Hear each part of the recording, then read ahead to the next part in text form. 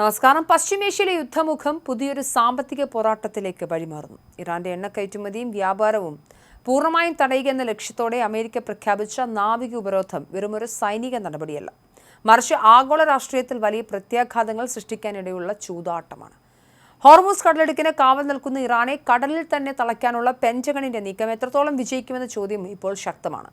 ഈ ഉപരോധത്തിന് പിന്നിലെ സാമ്പത്തിക യുക്തി വളരെ ലളിതമാണ്. യുദ്ധം തുടങ്ങിയത് മുതൽ സ്വന്തം പെട്രോ കെമിക്കൽ ഉൽപ്പന്നങ്ങൾ വിറ്റഴിച്ച് ഇറാൻ കോടിക്കണക്കിന് ഡോളർ സമ്പാദിക്കുന്നുണ്ട്. അസമയം ഗൾഫ് രാജ്യങ്ങളുടെ കയറ്റുമതി തടസ്സപ്പെടുത്താൻ അവർ ശ്രമിക്കുകയും ചെയ്യുന്നു. ഇറാന്റെ ഈ വരുമാന സ്രോതസ് അടച്ചാൽ അവരുടെ സമ്പദ് വ്യവസ്ഥ തകരുമെന്നും യുദ്ധം തുടരാനുള്ള ശേഷി ഇല്ലാതാക്കുമെന്നുമാണ് വാഷിംഗ്ടൺ കണക്കുകൂട്ടുന്നത്. ഗൾഫ് മേഖലയിലേക്കും പുറത്തേക്കുമുള്ള കപ്പൽ ഗതാഗതം നിയന്ത്രിക്കാൻ അമേരിക്കൻ സൈന്യത്തിന് സാധിക്കുമെന്ന കാര്യത്തിൽ ആർക്കും സംശയമില്ല.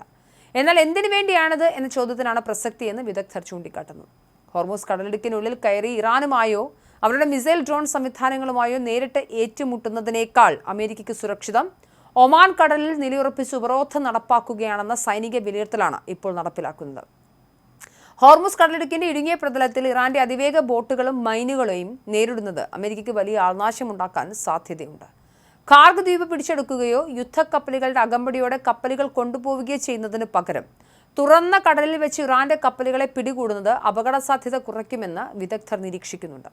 സൈനികമായി നോക്കിയാൽ അമേരിക്കയ്ക്ക് ഇത് താരതമ്യേന എളുപ്പമുള്ള കാര്യവുമാണ്.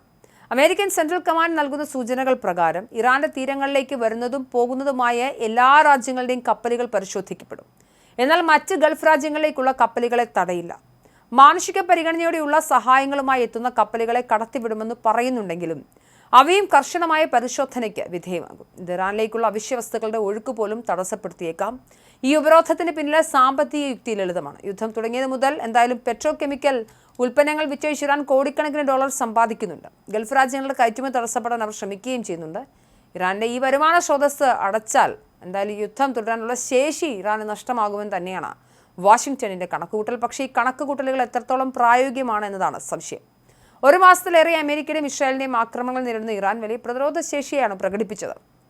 പുതിയ ഉപരോധത്തെയും അതിജീവിക്കാൻ തങ്ങൾക്ക് കഴിയുമെന്ന് അവർ വിശ്വസിക്കുന്നുണ്ട്. ലോക വിപണിയിൽ എണ്ണവില കുതിച്ചുയരുന്നത് അമേരിക്കയ്ക്ക് തന്നെ തിരിച്ചടിയാകുമെന്നാണ് ഇറാന്റെയും മുൻ നയതന്ത്രജ്ഞരുടെയും വിലയിരുത്തൽ. തങ്ങൾ ജയിച്ചുവെന്ന മാനസികാവസ്ഥയിലാണ് ഇപ്പോൾ ഇറാൻ ഭരണകൂടമെന്ന് വിദേശകാര്യ വിദഗ്ധരും നിരീക്ഷിക്കുന്നു.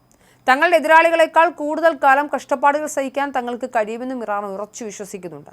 എണ്ണവില വർദ്ധിക്കുമ്പോൾ അമേരിക്കയിലും മറ്റ് പാശ്ചാത്യ രാജ്യങ്ങളിലും ഉണ്ടാകുന്ന രാഷ്ട്രീയ സമ്മർദ്ദം ഉപരോധം പിൻവലിക്കാൻ ട്രംപിനെ നിർബന്ധിതനാക്കുമെന്നാണ് അവരുടെ കണക്കുകൂട്ടൽ.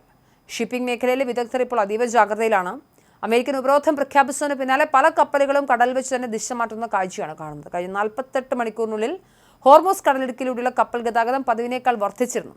പിടിക്കപ്പെടാതിരിക്കാൻ പല കപ്പലുകളും എത്രയും വേഗം മേഖല വിടാൻ ശ്രമിച്ചതിന്റെ സൂചനയാണിത്.